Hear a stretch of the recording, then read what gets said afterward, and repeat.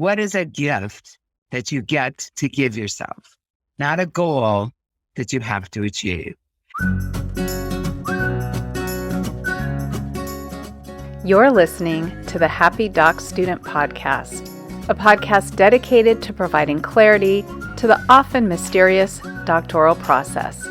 Do you feel like you're losing your mind? Let me and my guests show you how to put more joy in your journey and graduate with your sanity, health, and relationships intact. I'm your host, Dr. Heather Frederick, and this is episode 74. In this episode, I chat with Jill Thiry. Jill obtained her MBA from the University of San Francisco and spent decades in high-tech publishing, where she created and managed many brands in the Bay Area in New York. But 9/11 and a transformative week-long stay at Rancho La Puerta in 2002 changed everything. These experiences, along with annual family retreats, led her to discovering the importance of mindful practice in making choices. Her work has evolved into an 8-step process that allows you to create easily identified tasks in a way that ensures desired change. The effectiveness of her program became evident with Zoom sessions during the pandemic and spurred her to launch Club Change, where participants support each other in making the necessary choices to enhance their bodies, minds, spirits, and communities. Today, we are going to talk about how to create new habits in a kind and achievable way. Jill, welcome to the show. Thank you. It's great to be here. I thought we could start by giving the listeners just a little bit of background about how you came to create Club Change. It actually all started with my father and brothers, believe it or not, over 20 years ago. They were regularly meeting on an annual basis, for some reason unbeknownst to me, because I was a sister, so I wasn't invited. And then they opened it up to the whole family. And they did that in a year where I had been through a lot of transformation. It was the year of 9/11. I managed 3 out of 4 of my magazines were in financial services industry. And I was living in New York and San Francisco, all impacted by, we were all impacted by that. And it just started me thinking in a new way, which included changing my marriage relationship and included changing my working relationships and included me going to this health resort and spa that I now work at. I never would have guessed it 22 years ago. But I just started realizing that life is so precious, each moment, each breath, and that I had the opportunity to choose new things in my life. That I was very happy with my life. I wasn't in a sad, depressed place, but it was full and it was ready for change. And I allowed myself some extra time to hike mountains, to say yes to new things, to say no to new things, to kind of be more conscious of my own personal borders and take the time to honor those.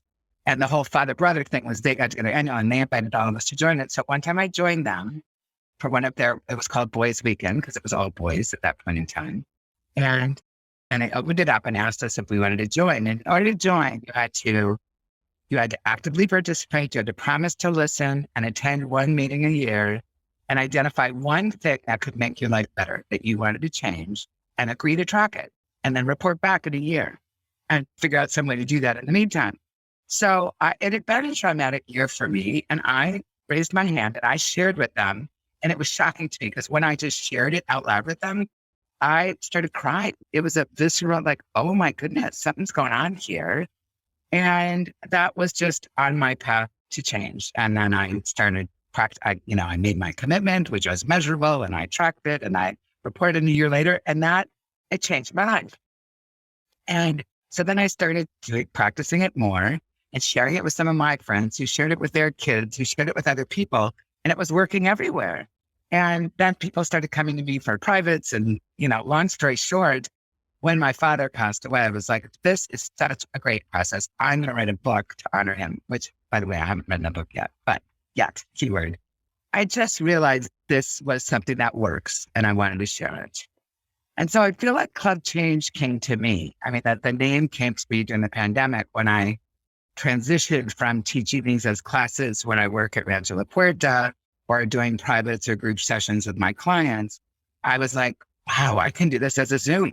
And my process actually helped me get out of my own perfectionism and learn Zoom and start to do it online and just putting it out there to the world.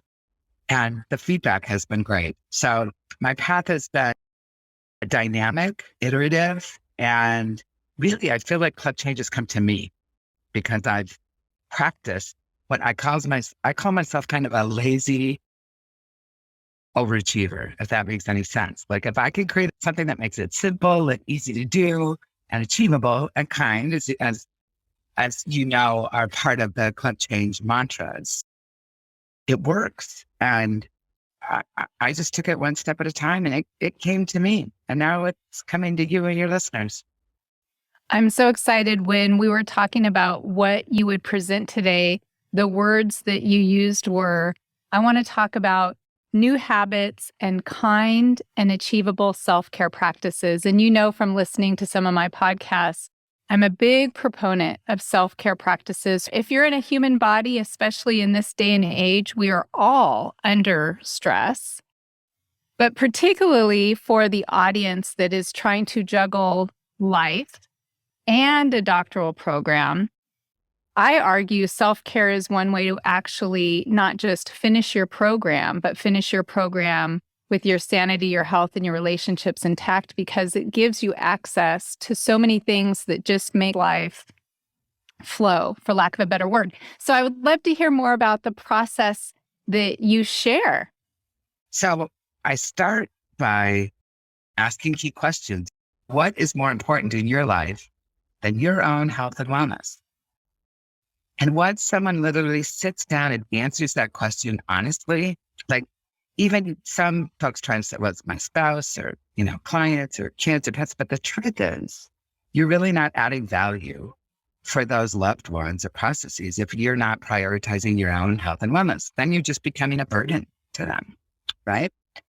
So if we can make, and if I believe I've made, a really easy process to identify just one simple, kind, measurable thing that you can do. And I guide people through it. So you don't even have to think about it, but you kind of narrow it down. So I say, show up for yourself and think about these questions and write some words on this sheet of paper. And then we envision and we choose, and then we figure out a way to practice, track, and share. And when people do that 8-step process and practice it, it works. It helps to kind of bring in a new habit that serves your own health and wellness, that serves whatever else you're doing. And, it'll serve your doctoral program. It'll serve your family. It'll serve your life. It serves to really be loving and kind to your own health and wellness. And when you are that and you live that, you literally share it with the people around you, and it gets shared with the world. I think for a lot of people, maybe Americans, it feels selfish, right? But the truth is it's not. The truth is, in my experience, when you honor your own health and wellness, honestly, kindly, achievably, you share it with your loved ones, and then they share it, and they all share it with the rest of the world. And so we would be living in a kinder place. I don't know where busyness became such a badge of honor in our culture. And trust me, I'm forbidding myself from using the word busy. And I was like, no, my schedule is full of things that I have chosen to put in it. And I get to do that. Like, I don't have to do it. Not I should do it. So languaging is really an important part of our process too. But the net is we show up for ourselves. We do the 8 steps. We create a mantra. Then we practice that mantra. So my tribes, if they choose to stay with me, then check in every week, because it typically takes a little time to not practice what we've always practiced up until this present time. And it's like it takes a while to uninstall that program we've been running. Exactly. Because we've done it for so long and it becomes automatic. It's like filled with its own gravity. I call it like carving your own canyon. And that canyon it's maybe deep or shallow. Who knows what color it is or how wide it is, but it's automatic. It's repetitive. It's probably in your subconscious in a way you're not even aware that those, I've heard every number under 20 to 90,000 thoughts a day. 90% of those repeat thoughts you're not even aware of how limiting they might be as you look up to the silver lining of your canyon, which are by definition intention, because an intention is something that's not in your practice yet by definition. So if you can nourish that intention into a little rivulet, then sooner or later, when you practice it honestly and are willing to track it with yes and no statements, it happens. For the most part, it happens. I mean, I can't say 100%, but boy, it's helped a lot of people bring a lot of happiness and health and wellness into their lives. Well, before we get to these intentions, and I believe you're going to lead us through a practice, there are a few things you said that I'd just like to spend a little more time on. The first was, wow, I love that you start with that question. What's more important than your health and wellness? Yeah. I mean, and no one's come up with anything. Because if you sacrifice that, who are you as a newly minted doctoral person out in the world wanting to make change without your health, without your wellness? All the intentions that you have in terms of career, relationships, you really can't fulfill them. Well, and I kind of use wellness in a very broad term. Like it's not just your weight and your heart rate and your blood work. It is really your wholeness. That's where the word comes from. So change, when we're willing to kind of go there, which is scary for some people, but when you recognize that it's possibly worth a little bit of time and intention around your, whatever it is you want to change that could add value to your health and wholeness, you just are such a stronger player in your career, in your dissertation, in your research, in your communication style. You're centered. You're whole, which is well. And in that sense, because one of the biggest barriers that people will give to me when I ask about those self-care practices, they'll say, Heather, I know theoretically this sounds like a great idea. I just don't have time. And I find myself constantly trying to argue this point of, but when you're in that state, and when you're in that balanced, centered state of wholeness, you do things so much more efficiently. You don't make as many mistakes. You have your intuition guiding you about what to do when. So it's actually a time saver. I say self-care is a time saver.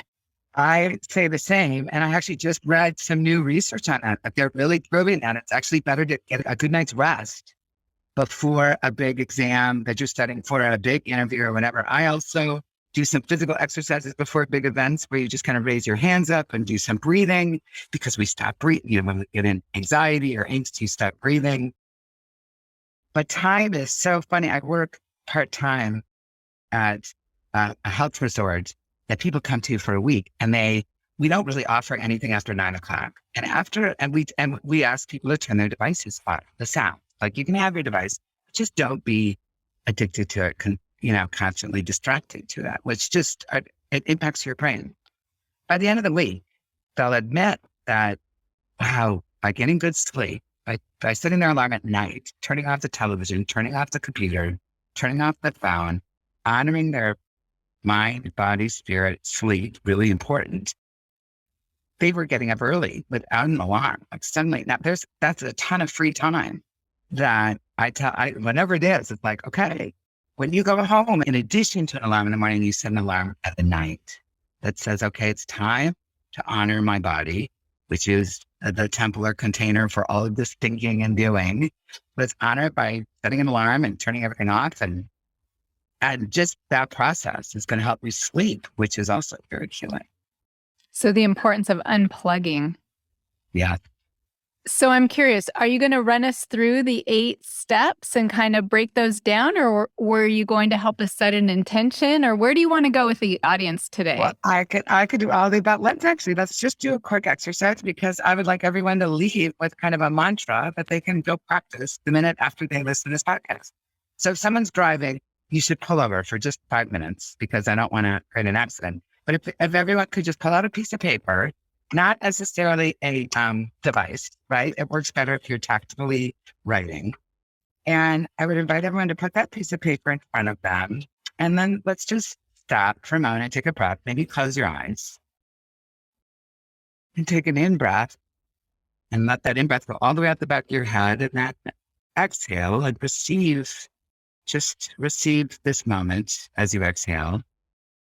What I'd like you to do now is think about things that would bring you peace over the next week. So if everyone here could just spend a minute thinking about and possibly envisioning in your mind's eye words or activities that would bring you peace. Maybe there's one, maybe there's three, maybe there's 5 or 6 or 7. That's okay. Just let them all be there with peace. Kind of allow peace to be with you right here and now as you're thinking about peace and envisioning yourself being peaceful.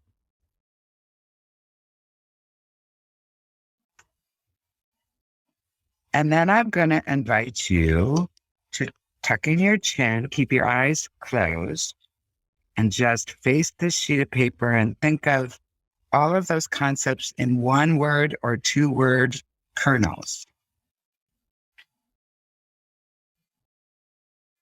And when you do open your eyes, I want you to write those words, use the whole sheet of paper. So you can open your eyes now. You can look here like an example. Use the whole sheet of paper, like not on a horizontal list, not on a vertical list, but just popcorn those words onto your word board. This is what I call a word board. And people popcorn their words onto the word board and kind of be sending loving thoughts to them as you're setting them down, because they most likely do represent change, some kind of intentional change in what you might focus on this coming week that will bring you peace.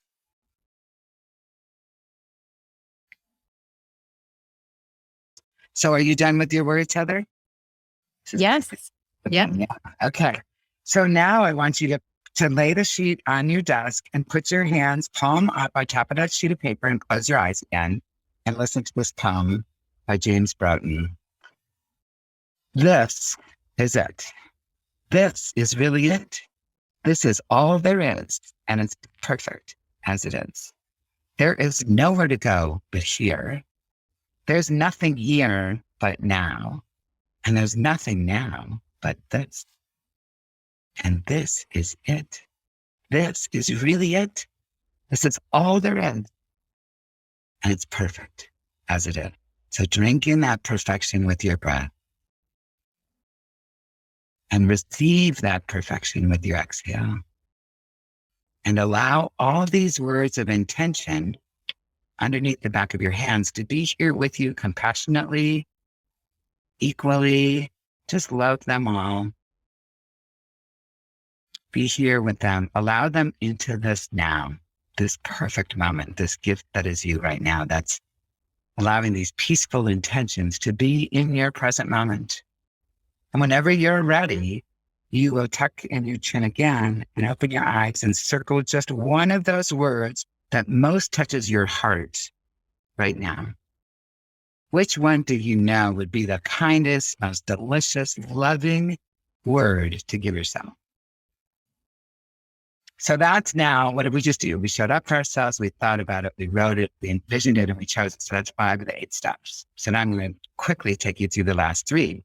And you're going to have the choice. So the last 3 are practice, track, and share. So when we practice, we help to nourish that rivulet or canyon. Track is we create a gift, we say, a gift practice that we can do that will bring peace into our actions. And we make that kind and measurable. And share it. But if you want to, I'd like you to share your word, and then we'll create a practice for you. Okay, so I had on my sheet a wide variety of different words, and the one that I picked when I opened my eyes was dancing. Lovely. Okay. So what I'd like you to do with that word, in order for you to repeat it and practice it, I'd like you to put it on a Post-it note and put it on your mirror, on your computer monitor, on your refrigerator, on your dashboard, and all the places where you go. And every time you see it, you're going to share this with yourself. You're going to say, I will dance. I am dancing. I choose dancing. So you're going to say that phrase every time you see this mantra. So this literally is going to be your mantra for the next week. You ready to do that? I'm ready to do that.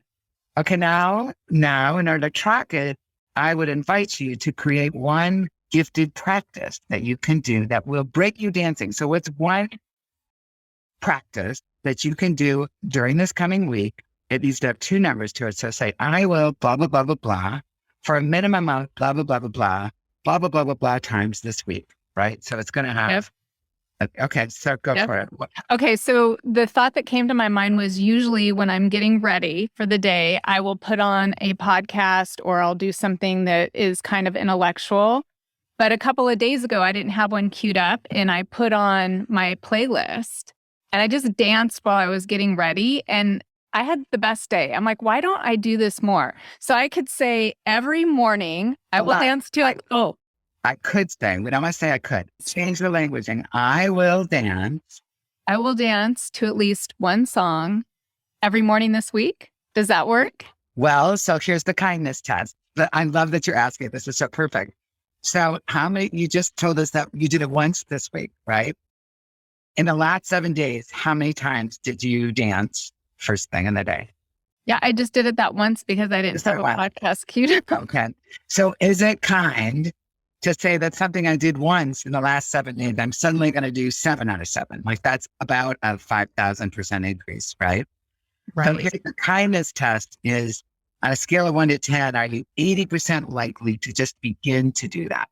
3 or 4 days is like 50% of the week. And I feel like that's just a little kinder to yourself. Yeah, it sets me up to succeed and not feel like I failed and said, I said I was going to do this. I know I feel good when I do this. Why don't I do it? And then you feel bad. And so if you set the goal here and you get here on the way, how do you feel? I said 7 days and you had done 3, you would have increased your practice by 300%, but it would have been disappointing and you're right. Just go right back into the canyon of all these limiting beliefs and stories that you tell yourself. But if you send it really kind and you overachieve, that's when you feel great. Right. Yes. Anytime I set a goal and I don't achieve it, I never feel good about that, even if I'm really close to achieving it. And we don't use the word goal. We change that to gift. What is a gift that you get to give yourself? Not a goal that you have to achieve.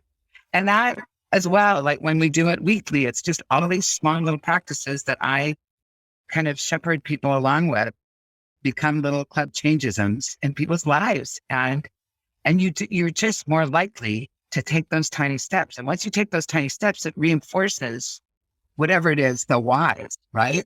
You chose the word dancing, and the word dancing brought you peace. So tell us again, share with us again what you will be doing this next week. I will be. And I have to say, Jill, I love how you are so tuned into the language because I'm a big believer in that. And yet, look at how still my patterns and my habit of speaking is keeping me limited.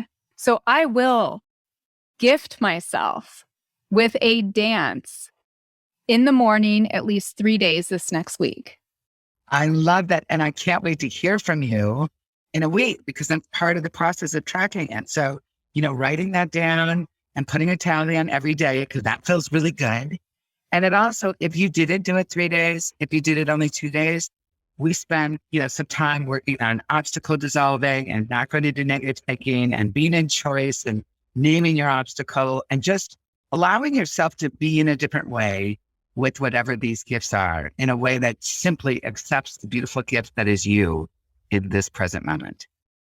So the last step, actually, can you repeat what repeat the 8 steps? So the 8 steps are show up for yourself and what you want to change or think about. Think about it, write it down. So we wrote down the words, we envisioned, we chose, so narrowing it down to make it more achievable. We then practiced, tracked, and shared. Now we shared first, but we usually share the mantra and then we share the practices and then we share the gifts and we share a lot. Because when you speak it, it gets out of that spin brain area, right? Like when it's got to come out of the integrity of your mouth, your voice, your heart, it's really like giving yourself a gift publicly. And then you're also putting it out to the world. It's like, I will do this. I can, I will, I choose, I am. And I think so often people find it's like, I am peace. It's just that I haven't been practicing it regularly.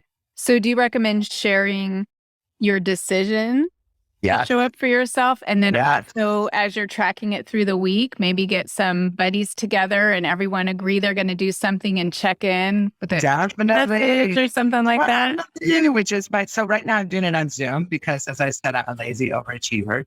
But at some point in time, there will be a book out for club change that teaches everybody how to create their own club and find their accountability buddies. And in the meantime, people can join one of my clubs. But yeah, no, that's exactly it. And then what's important is when you create that practice, that it is kind, that it's measurable, that it's a yes, no statement. Because if it's a gray statement, if it has a word like more or less or healthier, or like, that's just gray area. And when we get in gray area, we will tend to slide back into our canyon of self-criticism and judgment and comparing and competing and blah, blah, blah, blah, blah. But when it's a yes or no statement and we kind of sit in what we chose, it's like, oh, why did I choose, listening to a podcast instead of dancing yesterday? And then you just sit in that, and it's not good or bad or right or wrong. It's just what your choice was. So even that process of sitting with your choices in a new way helps you kind of get out of just being in automaticity. Yeah, just taking a moment to recognize and pay attention to why you're making certain choices can be the catalyst for the change, I think. Yeah. And trust me, I mean, I am still practicing all these things on a regular basis. And it's an infinite path. Our motto at the ranch is siempre mejor. And my personal motto is always add value, right? So it's a never ending cycle, but it's truly liberating and joyful when you just allow yourself to be in your choices. And when those choices are kind and loving and baby steps and you do them, it's, for me, it really kind of changes how I am in my world, which is full with choices that I love. And so it allows you to kind of manifest a life that's different than what it is today, that allows you to carve in change versus being afraid of it. It's to love all of those new things that you want to bring into your canyon and then nourish them in. Jill, you mentioned you have clubs. Would you share with the listeners how they can get in touch with you or maybe join one of the clubs that you have? I would love to. So I start a club every month, either on a Sunday or on a Wednesday. And the first club meeting is a Set Your Intentions class, which is about a 60-minute thing where we do literally what we just did, but we create 2-word boards, spend a little more time in breath work. And we end that meeting with that session with a mantra and 3 practices that we can do the following week. And then if someone's decided to join a club, which is 7 weeks after that, so each club is 8 weeks, then we simply meet on Zoom every week and we check in. Because as you go through stages, as you're 3 or 4 weeks in, your relationship with this practice changes. And that's also where kind of resistance tends to come in too. So we spend a little time on obstacle bashing, obstacle dissolving and naming. And so, but it's an 8-week thing. So they can sign up for any of that at jillthiry.com, which is my name. So JILLTHIRY.com. And don't be confused if you see my chanting classes and my yoga classes, because I also do that on Zoom. And those are practices that I enjoy that help me be in my intentions and be in my best place. And I'll be sure to have all those links in the show notes. But Jill, I love that you brought up there are other ways to get in touch with your wholeness, because I've had many different guests on that share things from meditation to cold therapy to functional mushrooms. And it's just, it's great, I think, for the listeners to know, hey, get out there, explore, be open to different things and see which one resonates with you. It sounds like you have a couple of different offerings that people could check out. I do. And that's exactly how Club Change got started, is be willing, be open to saying yes to new things in a new way, and be willing to sometimes say no to new things, but be in choice and be in kindness. Jill, I had such a wonderful time chatting with you today. Thank you so much for agreeing to be on the show. Thank you, Heather. Thank you for inviting me, and thank you for providing this service to your audience. I think it's wonderful. Everyone, get out there, practice self-compassion and kindness to yourself, and let's see what kind of world we can create, right? Yeah, for sure. I hope you enjoyed that episode as much as I did, and that you played along with us and are excited about gifting yourself a new habit. I am recording this about 2 weeks after the interview, and I have to say it was so interesting for me to realize how much I am on autopilot in the morning, because it was a few days after the interview when I realized I had not danced at all. So I posted that sticky note smack dab in the middle of my bathroom mirror, and I'm happy to report that totally worked, and I am loving my mini dance parties, so don't forget that sticky note.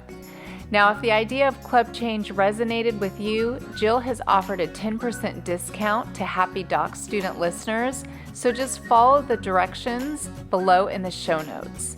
Thanks for listening, and I look forward to connecting with you on the next episode. Until then, I'm wishing you more joy in your journey.